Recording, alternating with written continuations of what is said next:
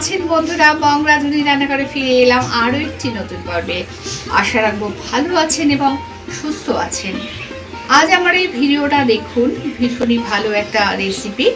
চলুন দেখে নিই কীভাবে করছি, কি কি লাগছে সবটাই আপনাদের সঙ্গে শেয়ার করব। মিক্সিং বোলের মধ্যে চিকেন পেস্ট দিয়ে দিলাম, দিচ্ছি salt,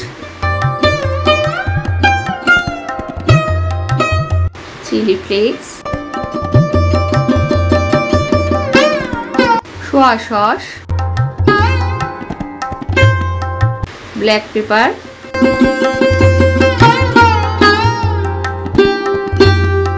green chilli, tomato, coriander leaves, onion, capsicum. এই সমস্ত উপকরণগুলো একসাথে মিশিয়ে নেব। আর বন্ধুরা, আমার এই রেসিপিটা দেখে যদি আপনাদের ভালো লাগে প্রচুর প্রচুর শেয়ার করে লাইক করে দেবেন। বন্ধুরা, নতুন বন্ধু যারা তাদেরকে বলবো সাবস্ক্রাইব করে পাশে থাকা বেল আইকনটি অল ক্লিক করে দেবেন। দিচ্ছি চালের গুঁড়ো আর বেসন, আর সামান্য একটু নুন চালের গুঁড়ো আর বেসনের পরিমাণে। রেখে দিলাম ফ্রিজে। ফ্রিজ থেকে বার করলাম আধ ঘন্টা পর।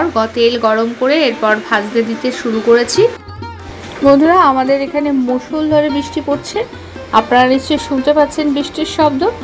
তাহলেই বুঝতে পারছেন কত জমাটিয়াল এই একটা রেসিপি এই বৃষ্টির ওয়েদারে। আজ বন্ধুরা এই পর্যন্ত, ফিরে আসছি পরবর্তী ভিডিও নিয়ে। পরবর্তী সময় ভালো থাকবেন, সুস্থ থাকবেন।